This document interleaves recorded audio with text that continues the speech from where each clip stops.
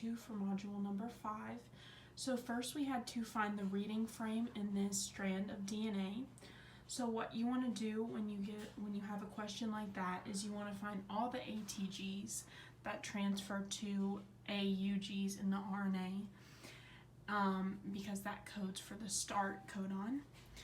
And how you do this is you find all of those. They can be backwards or forwards, so ATG or GTA. And then with this problem, we saw that there's only 4 amino acids that it codes for. So I tried the top 2 and they didn't match the criteria, but the bottom one matched it. So it was a start codon and then 3 other codons and a stop codon that you don't count. And then I moved it down here.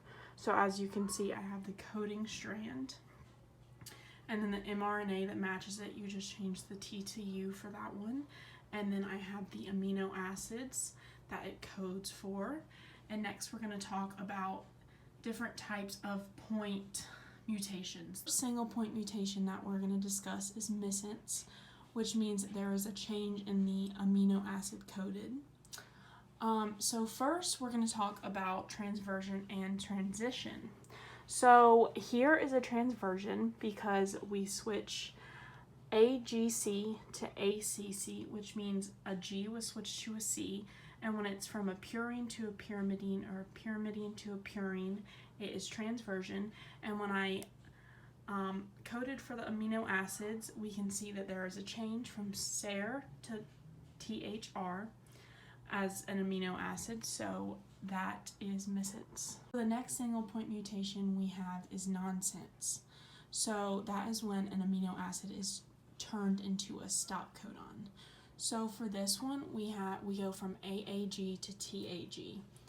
So that is also a purine to a pyrimidine, which means it's also transversion, and that codes for a stop codon. So that is why it's nonsense, because it was less in the first one. And the next single point mutation is called silent, which means that even though a base was changed, it still produces the same amino acid. So you can see we changed from C to T, GTC, GTT, and they're both pyrimidines, which means it's a transition, which could also be a purine to a purine as well. And they both produce Val even though they have different bases, and that is why it is a silent mutation.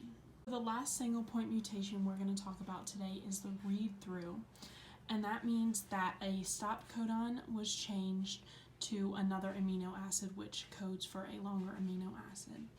So as you can see here, the A up here is changed to a C, which is a transformation because it's a purine to a pyrimidine, and it goes from the stop codon to a SER amino acid.